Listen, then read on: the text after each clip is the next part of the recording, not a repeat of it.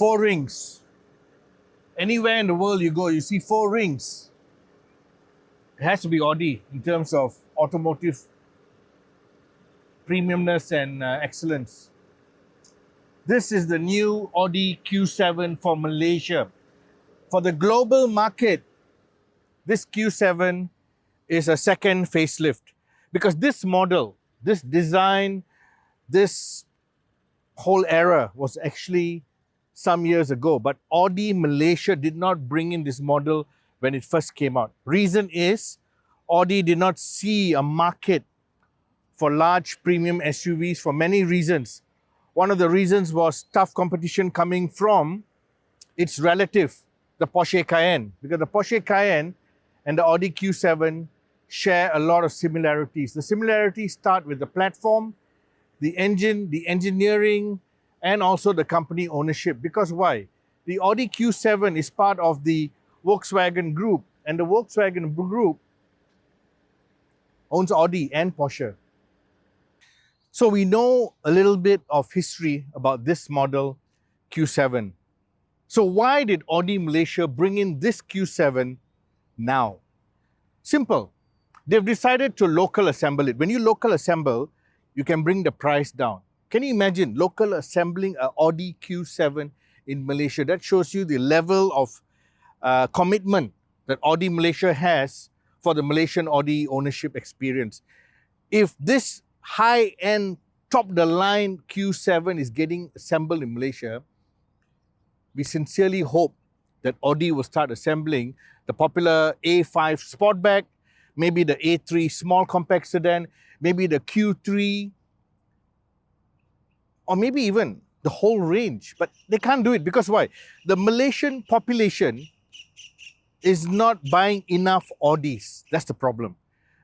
Audi Malaysia does not sell a whole lot of cars to allow them to invest or motivate them to invest a lot of money to local assemble all the models. And the reason is very simple.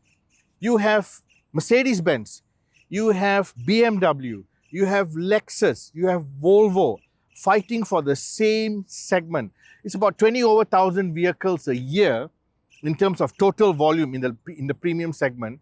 And 20 over 1,000 vehicles is not a lot when you consider the fact that each brand right now is doing local assembly. Yes, Porsche is local assembling the Porsche Cayenne, which is a sibling to this vehicle. Yes, because Audi is owned by Volkswagen. Volkswagen owns part of Porsche. Porsche Cayenne platform and this Audi Q7 platform is exactly the same, except the Q7 is about 4 inches longer. That is why you will see third row seating in the Q7 with limited boot space. I say limited boot space because the third row seats are up. If you put the third row seats down, you get massive boot space, and with massive boot space, listen, it's powered, so it's not difficult to do. With massive boot space is exactly what you need in an SUV like this. You don't need third row seating. So I can actually say that most people who buy a Q7 will not use the third row seating. They'll actually put it down. But it's there in case you need it. It's there in case you want to use it. Now I'm using the umbrella as an indication of how much luggage you have when the third row seat is up. But of course, when the third row seats are down, you have massive space.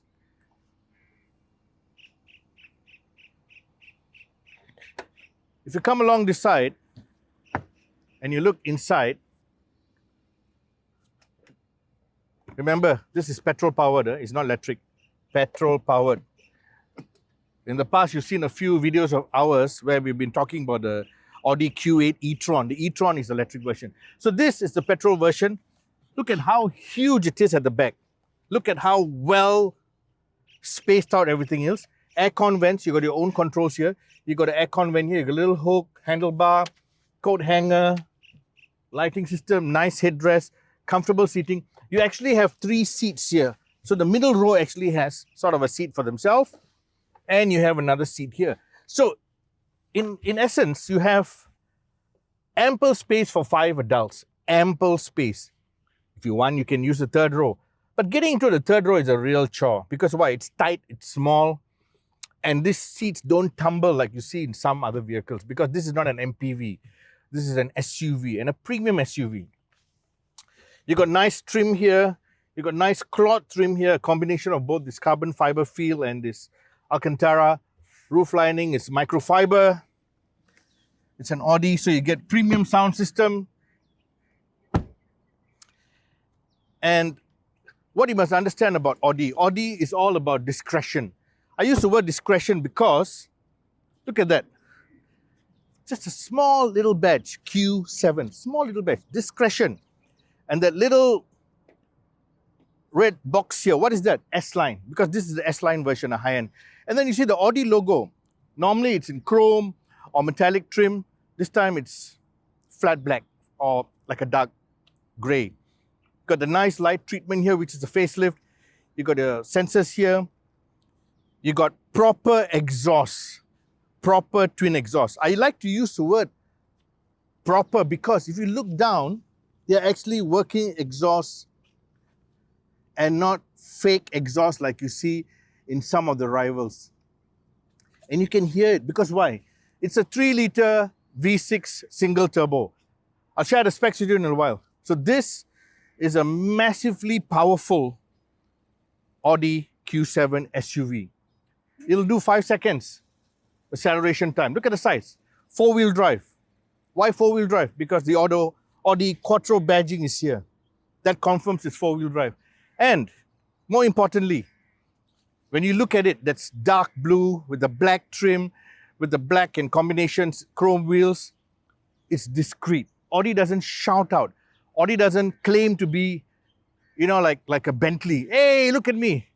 Or like, I won't mention any of the competitors. But the siblings, Porsche Cayenne, also in Malaysia, local assembled, but 100,000 plus ringgit more. This is 469,000 ringgit. 469,000 ringgit for a high quality premium SUV that drives properly. Now, I use the word drive properly because we all know that, you know, the competition is coming. I won't say from where, you know it, the competition is coming at a much lower price point. But the competition, even though they can mimic shape, design, interior features, even a little bit of the luxury appointments at half the price, but they cannot get ride and handling sorted out. The air damping suspension here is so well sorted, you can actually ride it to the max and you feel like you're in a hot hatch. It's like, you know, once you get into the car and you get going and if the road opens up, the whole size shrinks around you and you feel like you're in a hot hatch. That's exactly how Audi has been able to do this year on year, model on model, because they just know how to do ride and handling. So let's get into the front. Let me show you a little bit of the cabin's, driver's cabin area. So getting in, the ride height is just nice. What a firm thud. Listen to it again. Okay, so you get a very familiar space. Now, why I say familiar? Because if you're coming from older Audis, Audi may disappoint new Audi buyers. I'll tell you why they disappoint. Because when you get into an Audi like this, you start saying, where's the big screen? Where's the fancy apps? Where's the, you know, bigger cup holder or the deeper cup holder? Or where's all that, you know, tech that we're used to in cars that are coming out of China? Well, Audi is saying this. We've been in China for many years. We know what Chinese buyers want. But also, we've come to build cars that give a sense of familiarity. Now, why is that? If you're driving a current Audi, whether it's 10 years old or 15 years old, you get into this Audi, a brand new Audi, a lot of things are familiar. Upgraded, but familiar. You know, the Quattro badge, the vents, control, the screen culture. Now it's digital, but it's still that same look and feel, but in digital. You get that nice Audi feel steering wheel, the rotary knobs, the touch screen, even the paddle shifters are carried over from before. The flat bottom, the stitching design, the door panel design, the power window design, the mirror design, everything is very familiar. So what they're trying to tell you is, if you're a repeat Audi owner, you come into the showroom, you look at this, hey, this is a new Q7. I like it. I think I want to buy it. And you're already familiar with it. You get in the car, you don't have to learn anything. You know, especially at my age, you don't learn anything in terms of car. You get in, you start, stop, poop, and you go. And straight away, you understand where everything is. Straight away, you're familiar. Sight, sound, feel. The romance is back. That's the right word. The romance is back, and it keeps coming back. There will be new generation buyers who say, no, I want a completely new car. I want a completely new look and feel. Go and get yourself an Audi e-tron GT maybe. Go and get yourself a Q8 e-tron. That's slightly different. But when you talk about petrol-powered Audis, familiar. And I like to be familiar with my cars because I'm going to live with it. But there's different schools of thought. So you get a nice 8-speed gearbox. You get a 3-liter V6 engine, turbocharged of course. And you want to know how it drives. Well, I'll tell you this. First of all, when you get in, it's comfortable. Seats are comfortable. Torso hugging. Nice adjustments on the side here. Memory buttons are here. Let's go for a short test drive. So it's got 340 PS coming from this 3-liter V6 turbo engine that is being assisted by a 48-volt mild hybrid system. Mild hybrid. So no plug-in, nothing, just works by itself. You got 500 Newton meters of torque. That's a lot of torque. And it's very easy to feel it in this car. I'll show you in a bit. 250 kilometers top speed, easy. I think you can go 300 lah, but they don't. They govern it because why? It's, you know, that's just the way it is lah. You know, just under 6 seconds, 0 to 100 acceleration time, and you hardly feel the 8-speed gearbox working.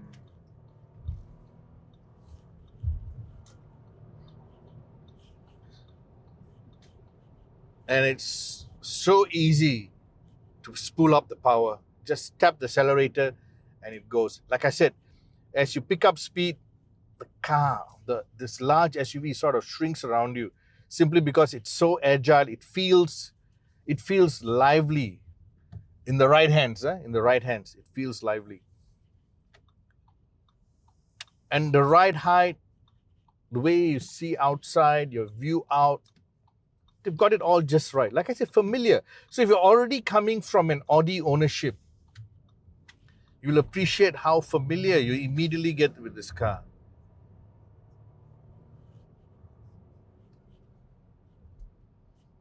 Steering feel is nice. Brakes are firm. Audi knows how to do brakes and handling. You know, all you need is a big ugly truck in front of you to just spoil your fun.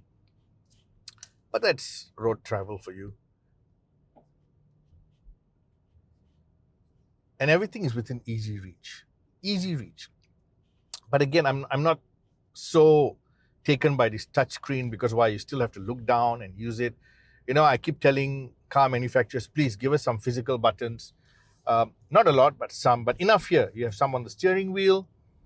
You have some important ones here. The gear shifter, of course, you know.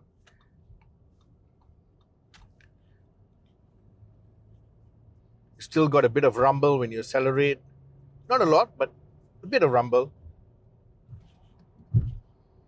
Because not a lot, some buyers still want that quiet cabin space. They don't want to hear an engine note. They want absolute silence. And then they want to, you know, enjoy their audio system. But this is a vehicle. This is a moving object.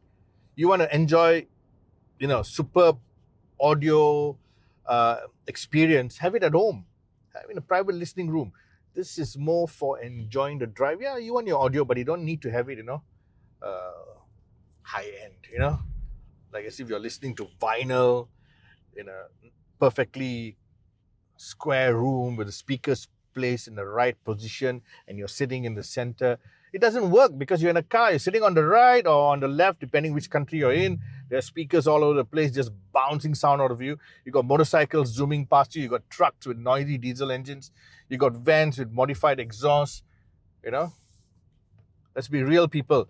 The audio experience the ultimate audio experience for the home.